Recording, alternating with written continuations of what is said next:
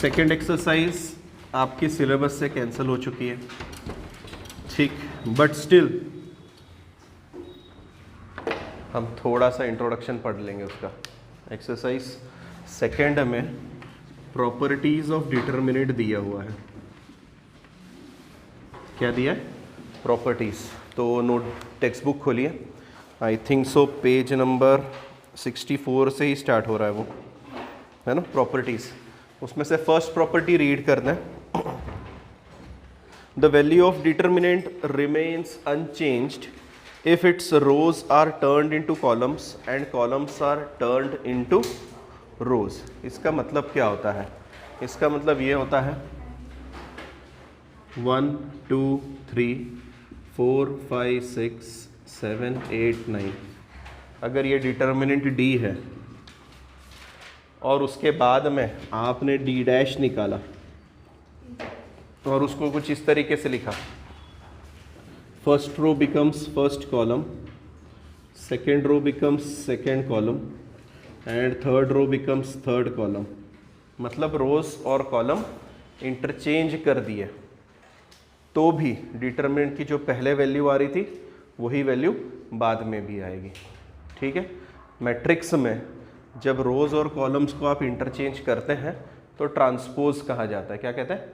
Transpose of a matrix. ठीक, तो इस तरीके से रोज और कॉलम्स को इंटरचेंज करते हैं। नेक्स्ट प्रॉपर्टी रीड करो, सेकेंड वाली। क्या कह रहा है? Second property, if any two rows और columns of determinant are interchange then the value of determinant changes in sign only. Changes in sign only, इसका मतलब भी समझ लो। इसका मतलब ये है, सपोज करो इसका आंसर k आ रहा है, k मतलब कोई तो भी कांस्टेंट आ रहा है। मैंने नेक्स्ट ऑपरेशन परफॉर्म किया कुछ इस तरीके से कि मैंने इन दोनों रोज को इंटरचेंज कर दिया। इंटरचेंज करूँगा तो कैसे दिखेंगे बताओ? ऊपर जाएगा 4 5 6, नीचे आएगा 1 2 3 और 7 8 9। ठीक है, मैंने क्या किया? दो रोज को इंटरचेंज कर दिया। तो सर इससे क्या फ़र्क पड़ता है? इससे फ़र्क यह पड़ता है कि k की जगह पर -k आंसर आ जाएगा। मतलब अगर आपका आंसर 23 आ रहा था तो नीचे -23 आएगा। इसको कैसे दिखाते हैं? इसको दिखाने का तरीका ऐसा रहता है,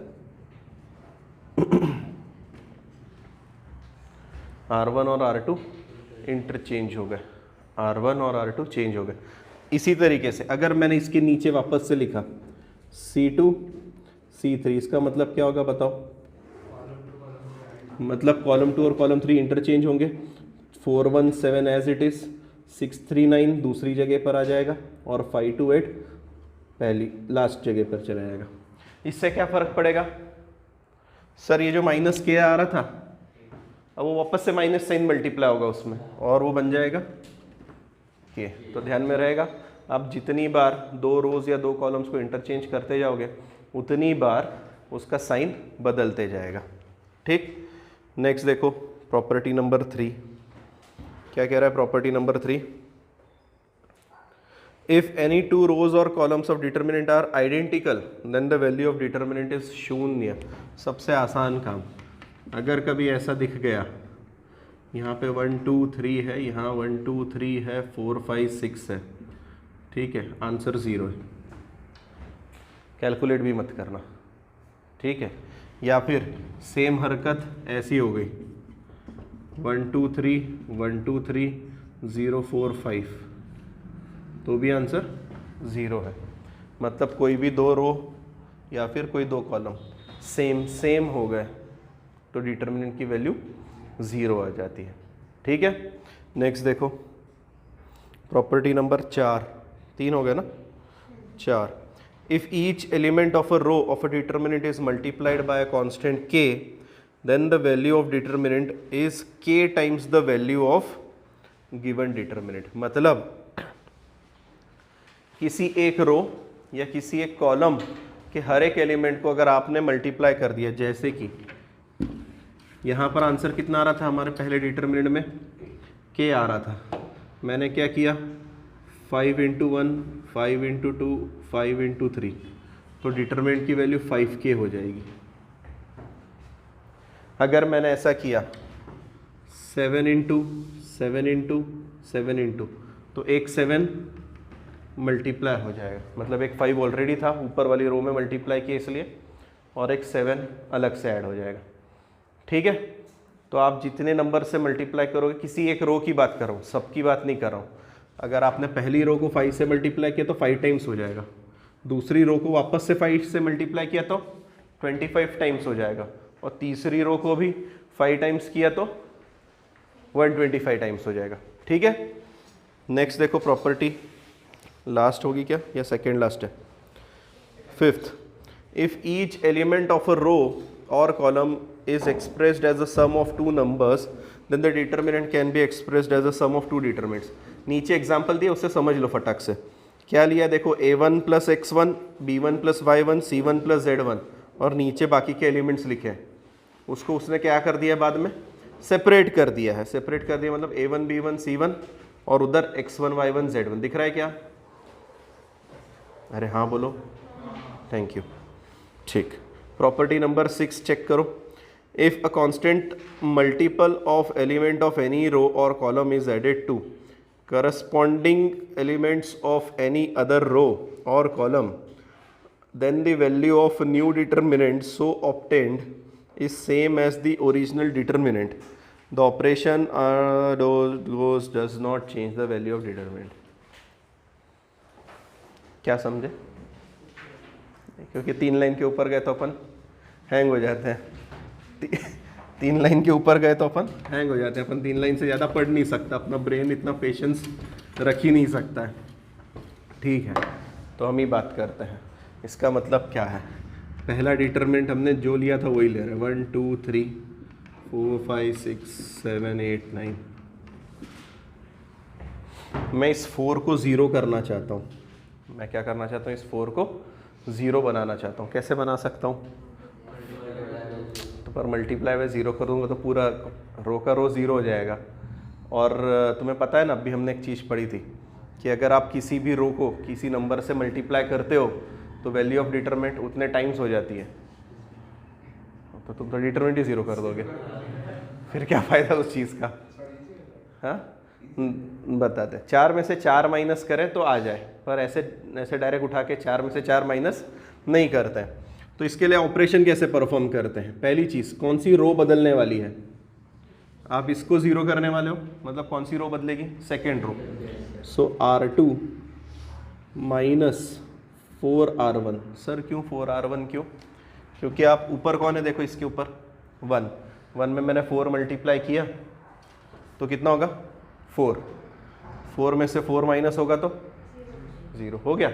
अब ये चीज़ वही बताने की कोशिश कर रहा है, जो लास्ट प्रॉपर्टी आप समझ नहीं पाए वही बताने की कोशिश कर रहा है। जरा धीरे धीरे रीड करते हैं, एक एक लाइन है ना, पूरी करनी पड़ेगी है ना। मैंने R2 बोला है मतलब ये सब होगा, बताऊंगा ना वैल्यू कितनी आएगी वो भी बात करेंगे। पहले चेक करते हैं कि उसने क्या बोला है, ध्यान से। If a constant multiple of all elements of any row, constant multiple, ये मल्टीपल का मतलब ये होता है कि ये देखो 4 इज कांस्टेंट मल्टीपल, आप मल्टीप्लाई कर रहे हो और क्या बोल रहा है, कहाँ मल्टीप्लाई करना है? Of all elements of any row. R1 में सब जगह पर 4 से मल्टीप्लाई करोगे आप, ठीक है। इज क्या बोल रहा है आगे, is added to corresponding element of any other row. Multiply किया, ऐड करो या सब्ट्रैक्ट करो। करस्पॉन्डिंग एलिमेंट समझते हो? इसमें 4 मल्टीप्लाई किया तो इसमें से इसी को घटाओगे, ऐसा नहीं कि इसमें से इसको घटाने बैठोगे। तो करस्पॉन्डिंग का मतलब ये है कि अगर ये एलिमेंट है तो उसके नीचे वाले के साथ ही एडिशन या सब्ट्रैक्शन परफॉर्म होगा। ये एलिमेंट है तो उसके नीचे वाले के साथ ही परफॉर्म होगा। अगर मैं R2 और R3 में रिलेशन बताता तो 4 और 7 में होता, 5 और 8 और 6 और 9 में ऑपरेशन परफॉर्म होते। ठीक, आगे क्या कह रहा है? Added to corresponding elements of any other row, then the value of new determinant so obtained is same as the original determinant। मतलब ये जो हरकत करी, इसके बाद में अगर इसकी वैल्यू k आ रही थी तो बाद में भी डिटरमिनेंट की वैल्यू k ही आती है, वो चेंज नहीं होती। अच्छा, अब इस ऑपरेशन का मतलब क्या है वो भी देख लेते हैं। डी इज इक्वल टू, पहली चीज़ जो रो आगे रहती है वो चेंज होती है, जो रो आगे रहती है वो चेंज होती है। तो कौन सी रो चेंज होने वाली है? R2 चेंज होने वाली है, R2 चेंज होने वाली है। R1 चेंज होगा क्या? नहीं। तो पहले तो जो चेंज नहीं हो रहा है उसको कॉपी कर लो, कर लिया। क्यों? क्योंकि बाद में प्लस माइनस करते टाइम हम नीचे का ऊपर कॉपी ना कर दे गलती से पेपर के टेंशन में। तो पहले जो चीज़ नहीं चेंज हो रही उसको लिख लो, अब जो चीज़ चेंज हो रही है उसके बारे में सोचते हैं। पहला एलिमेंट 4, R2 का पहला एलिमेंट कौन? 4। यहाँ पे कौन है? माइनस 4 टाइम्स R1, मतलब 4 के ऊपर ही R1 का कौन सा एलिमेंट है? 4 माइनस 4 0। नेक्स्ट एलिमेंट बताओ, नेक्स्ट बोलो। मैं इधर ऑपरेशन लिख रहा हूँ, R2 minus 4R1। Second element कौन है? देखो 5, मैं यहाँ 5 लिखूँगा, माइनस 4 टाइम्स 5 के ऊपर रो 1 का element 2, so 5 minus 8 minus 3। And similarly next 6 minus 4 times 3, मतलब 6 माइनस 12 माइनस 6 हो गया। समझ गए? तो इससे भी डिटर्मिनेंट की वैल्यू में कोई फ़र्क नहीं पड़ता है। एक लास्ट प्रॉपर्टी बची है जो कि काफ़ी आसान है, ट्राइंगल प्रॉपर्टी।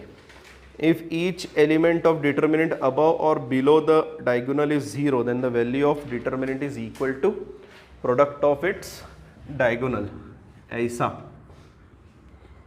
1 2 3 4 5 6 0 0 0। डायगोनल पता है, हमने बात करी थी। डायगोनल कौन सी रहती है? डिटरमिनेंट की ये, ठीक है।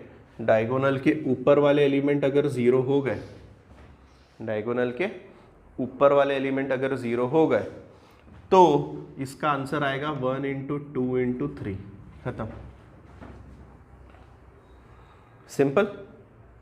या फिर कल ऐसा हो जाए 1 2 3 4 5 6 0 0 0। अब डायगोनल के नीचे वाले एलिमेंट 0 है। डिटरमिनेंट में एक ही डायगोनल रहती है, कौन सी वाली? इसको मेन डायगोनल कहते हैं, ये वाली, ठीक है। ये एलिमेंट का नाम बताओ, पोजीशन बताओ पहले वाले एलिमेंट की। 1 1, ये वाला 2 2 और ये 3 3। सो 1 1 2 2 3 3 is the main diagonal of determinant. उस डायगोनल के ऊपर या फिर नीचे कोई भी एलिमेंट अगर 0 हो गए तो सीधा डायगोनल का प्रोडक्ट आ जाएगा, ठीक है। तो यहाँ पर अभी आंसर वापस से इधर क्या आ जाएगा? 1 इंटू 2 इंटू 3 हो गया। मेन 7 प्रॉपर्टीज, सातों प्रॉपर्टीज लिख के रखना। एक्सरसाइज नहीं है आपकी इसमें, ठीक है। एक्सरसाइज कैंसल्ड है मेरे हिसाब से। फिर भी कुछ चेंज होता है तो मुझे बताए कि नहीं सर हमारे टीचर ने इंक्लूड कर लिया है। लास्ट एक रिमार्क बच गया है। If all elements in any row और any column of determinant are 0 then the value of determinant is 0। और ये तो हम बात कर ही चुके थे जब मैंने तुमसे पूछा था कि 4 को 0 कैसे करना। तुमने बोला सर 0 से मल्टीप्लाई कर दो। अगर ये सारे के सारे 0 हो गए तो सीधे सीधे आंसर 0 आ जाएगा। और वो रिमार्क में ही कह रहा है कि इफ़ ऑल एलिमेंट्स ऑफ, उधर नहीं उधर, all elements of any row और any column are 0 then the value of determinant is 0। तो अगर इधर सब 0 0 0 आ गए 0, इधर 0 0 0 आ गए 0, तो आप टेंशन मत लेना, आराम से आंसर आ जाता है, ठीक। आगे बढ़ते हैं एक्सरसाइज 4.3 की तरफ। पर 4.3 से पहले, अच्छा क्रैमर्स रूल है, तो तुम्हें तो क्रैमर्स रूल पहले से पता है, तो सीधे आ जाए हम एक्सरसाइज पे। अगर आपको क्रैमर्स रूल पता है इस उम्मीद में। इसमें एक और चीज़ है, पेज नंबर 71 अगर आपके पास टेक्स्ट बुक हो तो, consistency of 3 equations, consistency of 3 equations in 2 variables. तो 3 इक्वेशन कंसिस्टेंट कब कहलाती है? जब सबका कॉमन सोल्यूशन आता है। क्या आता है? तीनों का कॉमन सोल्यूशन। ये कॉमन सोल्यूशन का मतलब क्या हुआ? बस कंसिस्टेंसी मतलब वही कि तीनों इक्वेशन का कॉमन सोल्यूशन आता है। 3 इक्वेशन को कंसिस्टेंट कब कहा जाता है? जब तीनों का सेम आंसर आए, कॉमन सोल्यूशन। तो कॉमन सोल्यूशन इसका मतलब ये रहता है कि जब आप इनको ग्राफ के ऊपर प्लॉट करते हो ना, पहली लाइन, दूसरी लाइन, तीसरी लाइन। सर ये लाइन कहाँ से आती है? इक्वेशन से। इक्वेशन में आप पॉइंट रखते हो, याद आया कल मैंने बताया था, ये वाले x y 0 0 पॉइंट्स निकालते हो, उससे लाइंस बनती हैं। और अगर लाइंस तीनों एक जगह पे इंटरसेक्ट करती हैं, इसका मतलब तीनों का सोल्यूशन एक है। अगर तीनों का सोल्यूशन एक आता है तो हम उन लाइंस को क्या कहते हैं? Consistent equation. क्या कहते हैं उस इक्वेशंस को? Consistent equation. आपका काम क्या है? आपको ये पॉइंट लिख के रखना है अभी, ठीक है? Consistency of 3 equations. उसके बाद में एक थ्योरम का स्टेटमेंट है, वो भी लिख के रखो। The necessary condition for the equations to be consistent. दिख रहा है क्या next theorem? Is determinant equal to 0, वो भी लिख के रखना है। और लास्ट नोट एक बार देख लेते हैं, ठीक है? नोट की कोई इतनी ज़रूरत नहीं है। उसके बाद आपको लिखना है 4.3.3 angle of triangle and collinearity, area of triangle and collinearity of points. तो किसी भी ट्राइंगल में, ध्यान से सुनो, ये क्यों लिखवा रहा हूँ? क्योंकि इस साल कैंसिल हो गए हैं, कोई दिक्कत नहीं, अगले साल हैं कंसिस्टेंट इक्वेशंस, अगले साल आएंगे कहीं ना कहीं, तो डेरिवेटिव में या इंटीग्रेशन में तो दिखेगा गारंटेड, इंटीग्रेशन में आ जाएगा इसके ऊपर एक सम। अच्छा, अब मेन बात करते हैं। एक त्रिकोण है, उसका पहला पॉइंट है x1 y1, बी पॉइंट है x2 y2 and C point is x3 y3। इसका एरिया का फॉर्मूला होता है, देखो वहाँ पे लिखा है कि नहीं, area of triangle ABC is half times x1 y1 x2 y2 x3 y3 1 1 1। देखो दिया है क्या? ठीक है, तो ये किए वाला पॉइंट लिख लेना सिर्फ। एरिया ऑफ ट्राइंगल, कौन सा ट्राइंगल? जिसमें A, B और C दिए हो, तो उसका आंसर आता है हाफ टाइम्स डिटर्मिनेंट। और अगर मान लो कभी एरिया ऑफ ट्राइंगल 0 हो गया तो ट्राइंगल है ही नहीं, स्ट्रेट लाइन बन रही है। और स्ट्रेट लाइन बन रही है, इसका मतलब क्या होता है? ए पॉइंट इधर नहीं है तो किधर है? इधर, बीच में। बीच में मतलब एक लाइन में, एक लाइन में मतलब कोलिनियर। तो इसीलिए एक ही कंडीशन है। अगर ये एरिया ऑफ ट्राइंगल का फॉर्मूला है, पर कभी ऐसा हो जाए कि डिटर्मिनेंट ही 0 आ रहा है, तो आप क्या कहोगे?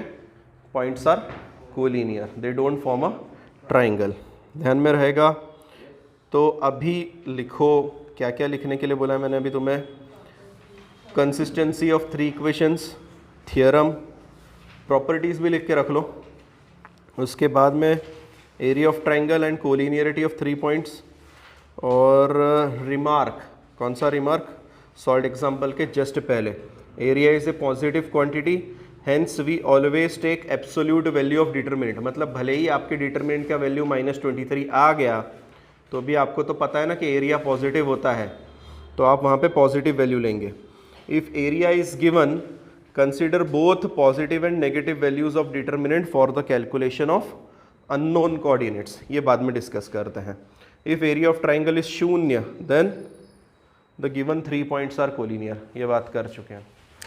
एक्सरसाइज 4.3, प्रश्न क्रमांक first, solve by Cramer's rule. और इक्वेशन है फर्स्ट का फर्स्ट उठा रहा हूँ, x plus Y plus z is equal to 6, x minus y plus z is equal to 2 and x plus 2y minus z is equal to 2। Cramer's rule से solve करना है। सबसे पहला काम क्या करना रहता है क्रैमर्स रूल में?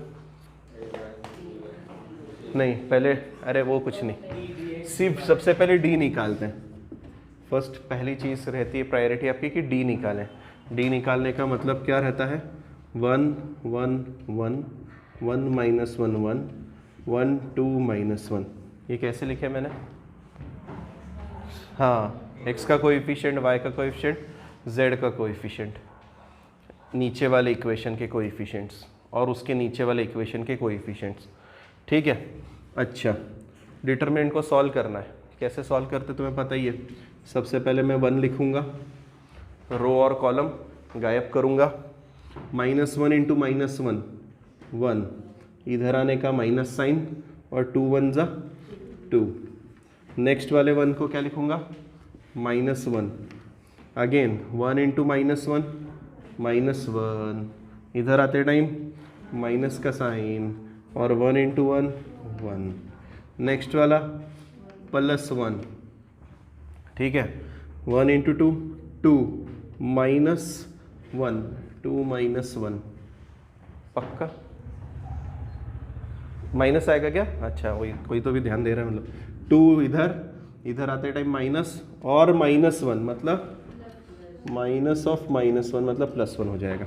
ठीक है, तो इधर कितना हो जाएगा बोलो, -1 इंटू 1 -1, ये -2 इंटू -1 मतलब +2, और लास्ट वाला चेक करो, 2 + 1 3, ठीक है, तो आ रहा है 5, 5 में से 1 गया 4, which is not equal to 0। तो सबसे पहला काम आपका ये रहता है कि आप डी चेक करो, और डी की वैल्यू कहीं 0 तो नहीं आ रही। क्यों सर, इससे क्या फ़र्क पड़ता है? अरे इससे बहुत फ़र्क पड़ता है, इससे वैल्यूज़ ही नहीं निकलती। क्या आपको पता है एक्स की वैल्यूज़ क्या, एक्स की वैल्यू कैसे निकलती है, dx/d। अगर नीचे वाला डी ही 0 हो गया तो कहानी ख़त्म, है ना।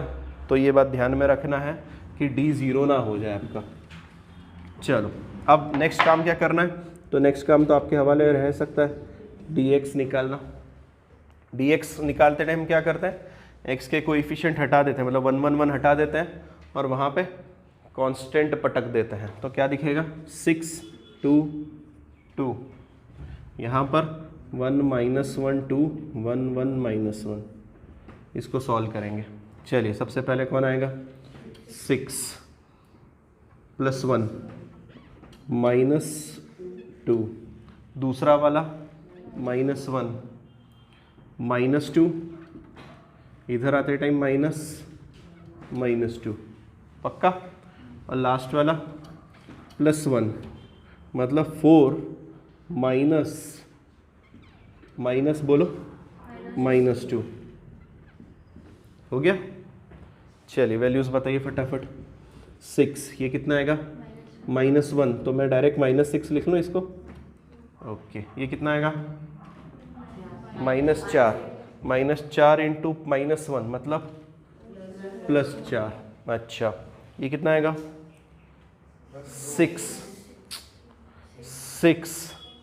ये प्लस होगा 6, है ना, और प्लस का 6, तो आंसर आ गया 4। नेक्स्ट बढ़ाते हैं आगे, dy का मतलब क्या होता है सर, y की जगह पर कांस्टेंट और बाकी के दोनों कॉपी, 1 1 1, इधर वाला 1 1 और y की जगह पर आ जाएगा 6 2 2।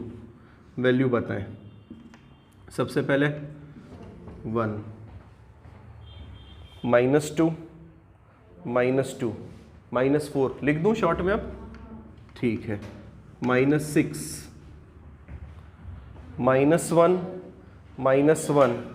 -2 और लास्ट वाला +1, तो यहाँ पे अगर 2 -2 0, अरे 2 -2, वो 2 1 2 नहीं होता, कभी कभी हमारे ब्रेन में हम 3 करते हैं उसको, 2 + 1 कर देता है। अच्छा ये कितना आ रहा है जल्दी बोलो, -4 और प्लस का 12 मतलब 8।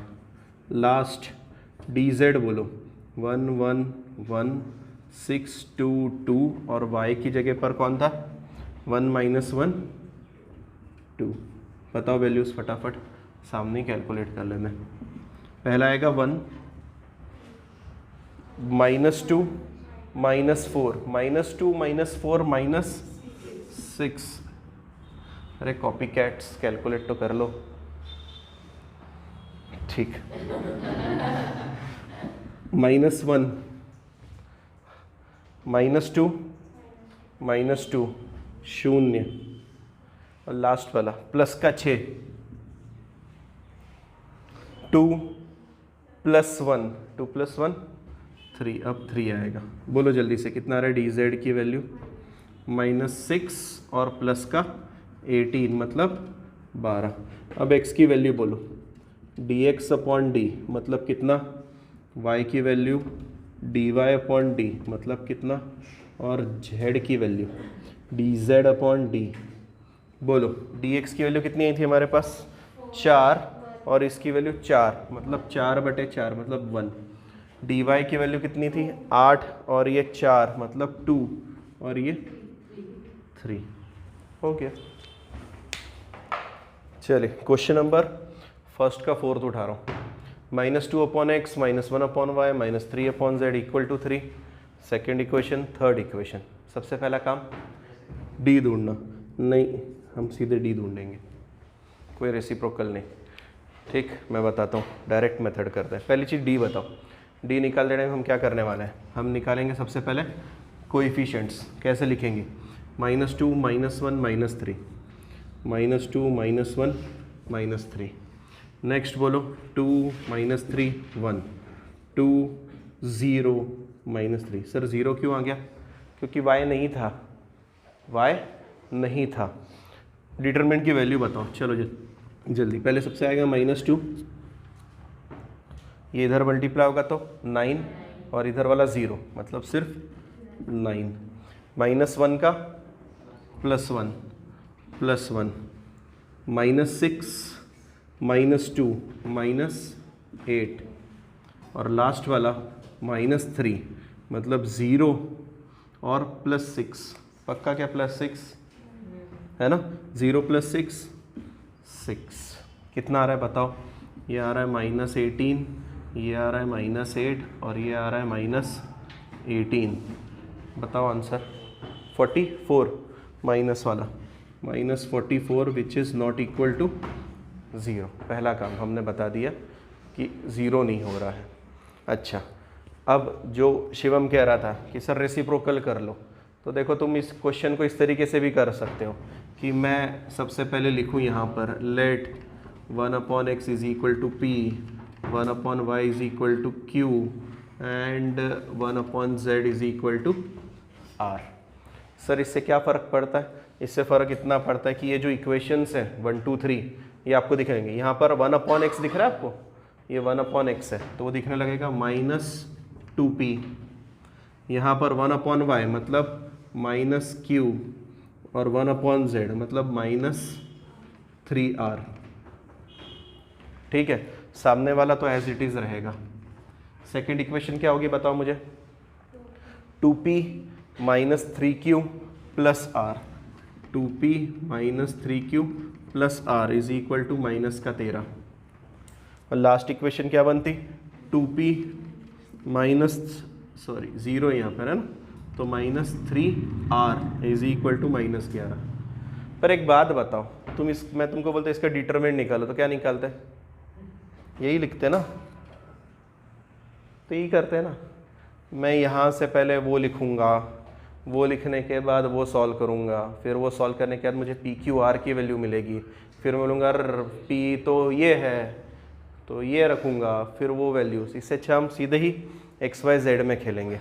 ठीक है, तो मैं ये वाली मेथड नहीं करा रहा हूँ। अगर आपको कहीं दिख गई तो ऐसा मत समझना कि सर ने नहीं बताई, बता दी है, आप चेक कर लेना, आपको वो अच्छी लग रही तो लेंथी मेथड करो, कोई ज़बरदस्ती नहीं।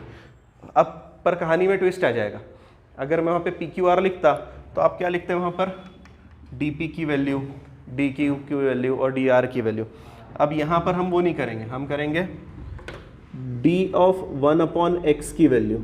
क्यों सर 1/x, क्योंकि वेरिएबल 1/x 1/y 1/z चल रहा है, तो मैं dx नहीं निकाल रहा हूँ, मैं D ऑफ 1/x निकाल रहा हूँ। अच्छा, तो D ऑफ 1/x का मतलब क्या होता है सर, 1/x की जगह पर कांस्टेंट वाली कोएफिशिएंट्स रखे, मतलब 3 -13 -11, 3 -13 -11, बाकी के दोनों एज इट इज़, -1 -3 0 -3 1 -3। ये वैसे ही चल रहा है जैसा पिछला सम चला था XYZ में, बस यहाँ पर वैल्यू 1/x 1/y 1/z आने वाली। अच्छा, इसकी वैल्यू बताओ, चलो जल्दी जल्दी। सबसे पहले 3 9 और ये 0, तो यहाँ पर आ जाएगा 9। ठीक, उसके बाद क्या आएगा, -1 का +1 लेते ही -13 इंटू -3 मतलब 39 +39 इधर आते टाइम माइनस का साइन +11, पक्का चेक करते चलो। लास्ट वाला आएगा -3 रखते ये 0 और इधर -33 या +33 चेक करके बताओ। इधर देखो ये 0, इधर आते टाइम रास्ते में माइनस और ये +33, 0 -33 नहीं समझा, वापस से लिखो, यहाँ पे 0 फिर माइनस और ये अब आया, अरे बोलो हाँ, कुछ के चेहरे देख के तो लग रहा वो भी नहीं आया। ठीक है, वैल्यू कितनी आ रही फटाफट बोलो। 27, ये कितना आ रहा है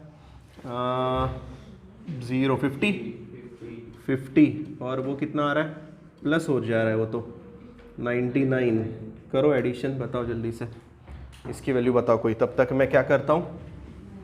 नेक्स्ट वाला कौन सा निकलेगा, d of 1/y। d of 1/y का मतलब क्या होगा बताओ जल्दी से।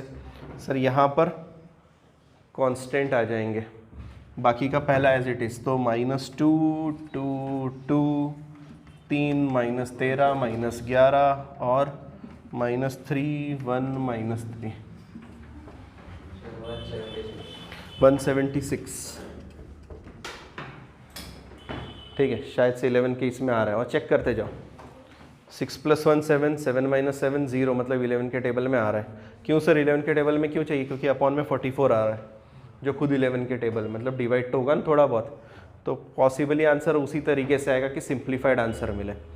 अच्छा इसकी मदद करो, सबसे पहले कौन आएगा, -2 39 + 11, पक्का 39 + 11 अब भी लिखा था 50, अरे ये था ना, इधर देखो ना 50 अब भी तो लिखा था। अच्छा नेक्स्ट 3 का -3 -6 -2 -8 -6 -2 + 8 नहीं -8। नेक्स्ट -3 का -3, ये आएगा -22 -26, पक्का क्या, हाँ इसीलिए मैंने, हाँ ठीक है।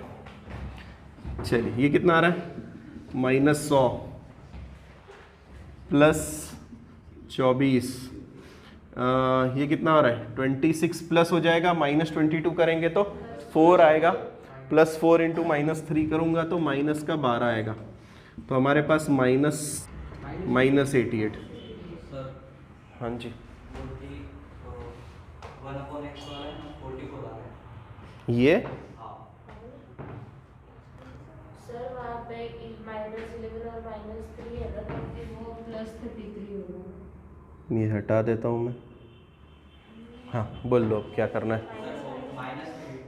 ये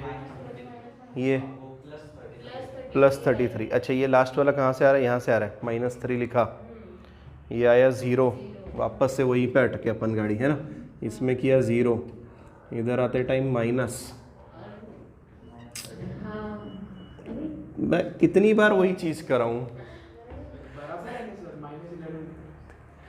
हाँ पता है मुझे, वो गाड़ी वहीं पे अटक जाती है, एक बार रील अटक गई ना अपनी, आप कितना भी करो आपके ब्रेन से वो चीज़ आउट ही नहीं होती, इसीलिए वापस से है ना, क्वेश्चन एक ही आने वाला है, ऐसा क्वेश्चन एक ही आने वाला है, क्योंकि डिटरमिनेंट से 5-10 सम तो देने नहीं वाला तुम्हें, जैसे सारा 2 दे देगा, पर आएगा तो 3/3 वाला एक सम, उसको सॉल्व करते टाइम रिक्वेस्ट है ना, प्यार से एक माइनस साइन लगाते चलो, इधर आए माइनस लगाए, इधर आए माइनस लगाए, वो आदत बना लो, ज़्यादा होशियारी मत झाड़ो कि मैं तो ओरली कर लूँगा।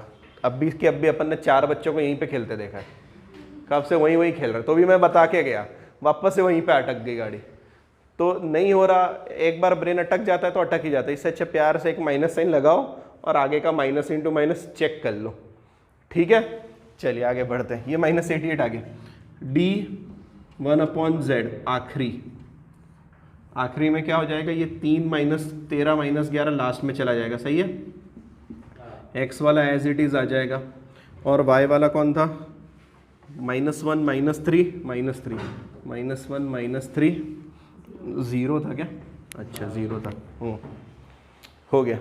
लास्ट वाले में हेल्प आउट करो, कितना आएगा बताओ फटाफट। -2 लिखेंगे सबसे पहले, ये आएगा +33। नेक्स्ट वाला +1 आ जाएगा, +1 में क्या मल्टीप्लाई हो रहा है बताओ, -22 -26 मतलब +26, 26 - 22 4, मैं लिख रहा हूँ 4, और लास्ट वाला आ जाएगा प्लस का 3 में आ जाएगा ये 0 और +6 मतलब 6। ओके बोलो कितना, -66 +4 +18, बताओ कितना हो रहा है। -80 नहीं, 11 का मल्टीपल चाहिए ना अपने को, अगर वो आ रहा है इसका मतलब आंसर गलत है अपना। हाँ -44 -44 ठीक है। ऐसे करो ना, 22 माइनस करो ना 66 में से, सही तो है, -44। पता नहीं पहले 4 माइनस कर रहे थे फिर 18 माइनस कर रहे थे, दिमाग में लगा कि यार 18 और 4 22 हो गया, 22 माइनस करना आसान है ना 62 में से, ठीक है -44। अब आ गया, सुनो इधर देखो 2 मिनट। सबसे पहली चीज़ 1/x की वैल्यू कितनी आएगी, d 1/x अपॉन d, पर क्या तुम्हें 1/x की वैल्यू चाहिए, नहीं, आपको किसकी वैल्यू चाहिए, x की। फ्लिप कर दे, इसका मतलब ये हुआ x = d/d 1/x, मतलब कितना, d की वैल्यू कितनी थी सर, -44, अपॉन में x की वैल्यू कितनी थी 176, तो बताओ -44/176 11 से कितने टाइम्स डिवाइड हो रहा है, ऊपर वाला 4 टाइम्स और नीचे वाला 16, तो फाइनल आंसर 1/4 -1/4। चेक करो, तुम करोगे डिवाइड करके। इधर मुझे y की वैल्यू बताओ, चलो सिमिलरली y की वैल्यू क्या हो जाएगी, d/1/y। ये पता चला ना, ये क्यों कर रहा हूँ ऐसा उल्टा वाला फॉर्मूला, क्योंकि मुझे y की वैल्यू चाहिए। अच्छा कितना आ रहा है, माइनस ऊपर d है मतलब -44/-88 मतलब 1/2, कितना आएगा -44/-88 और प्लस का 1/2, और लास्ट बोलो dz नहीं सॉरी z की वैल्यू 1, उसमें तो कोई रेसिप्रोकल की जरूरत नहीं। हो गए, तीनों वैल्यूज आ गए, x की वैल्यू -1/4, y की वैल्यू 1/2 और z की वैल्यू। लिखो question number 2।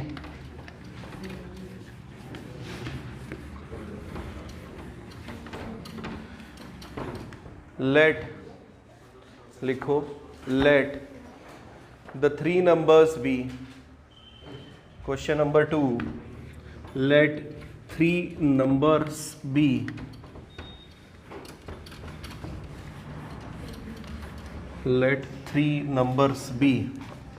x, y and z. Let 3 numbers be x, y and z. नीचे लिखें according to question. First thing क्या लिखी जा रही है, the sum of 3 numbers is 15, इसका मतलब x + y + z = 15। First equation बन गई। नेक्स्ट चीज क्या बोल रहा है, if the second number is subtracted from sum of first and third, मतलब फर्स्ट और थर्ड को जोड़ो, उसमें से सेकेंड माइनस करो, इसका मतलब ये होता है x - y + z = क्या मैंने सही लिखा, चेक करते चलो। इसका आंसर कितना आता है, 5 आता है, ठीक है। सेकेंड, थर्ड बोलो, when the third number is subtracted from the sum of twice the first number and second number, twice the first number 2x plus 2y है क्या, y आएगा ना, देखो क्या बोल रहा है, when the third number is subtracted मतलब minus z from the sum of twice the first number and the second number, ठीक है। तो मतलब ट्वाइस द फर्स्ट नंबर का सम y के साथ और उसमें से क्या करना है मुझे, माइनस z। आंसर कितना बोल रहा है, 4। थर्ड इक्वेशन कह रहे हैं सर x y z की वैल्यू ढूंढ के बताएं हमें, तो ढूंढ के दे देंगे, और क्या ग्रामर सोली यूज़ करेंगे ना अपन, दूसरा क्या यूज़ करेंगे यहाँ पर। चलिए सबसे पहली चीज़ d, तो क्या आप ये निपटा सकते हैं, हाँ सर, 1 1 1 1 माइनस 1 1 2 1 माइनस 1। नेक्स्ट आएगा बोलो dx, dx में आएगा 15 5 4 1 माइनस 1 1 1 1 माइनस 1, आधे से ज़्यादा तो 1 ही 1 खेल रहा है वहाँ पर। नेक्स्ट है dy, dy का मतलब हो जाएगा 1 1 2 15 5 4 और 1 1 minus 1 and D last dz, dz, dz का मतलब हो जाएगा 1 1 2 15 5 4 और y की जगह पे 1 माइनस 1 1। चलिए वैल्यू कैलकुलेट करके बताइए फटाफट, फिर मैं वहाँ पे लिख दूंगा।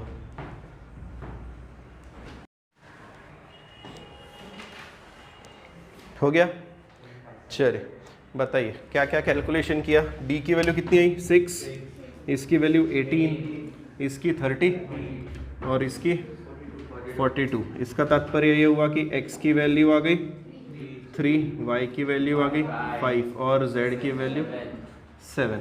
एक और काम कर लिया करो छोटा सा, है ना, ये आने के बाद ना यहाँ वैल्यू पटक के देख लो, क्योंकि वहाँ पर तो कोई पीछे आंसर नहीं दिया रहेगा, ले बेटा पेपर के पीछे आंसर दिया है मैच कर ले, तो तुम्हें ही चेक करना पड़ेगा ना। तो यहाँ पर एक बार वैल्यू अगर एक्स्ट्रा टाइम रहा चेक कर लेना कि हाँ आ रहे हैं कि नहीं आ रहे, आ रहा होगा तो फिर श्योर हो जाना। अब आते हैं नेक्स्ट क्वेश्चन की तरफ। क्योंकि टॉपिक्स कट हो चुके हैं इसलिए मेरे हिसाब से क्वेश्चन भी कट हो जाने चाहिए, स्टिल डिस्कशन कर लेते हैं। पहला क्वेश्चन नंबर 3 देखो क्या बोल रहा है, examine the consistency of the following equations.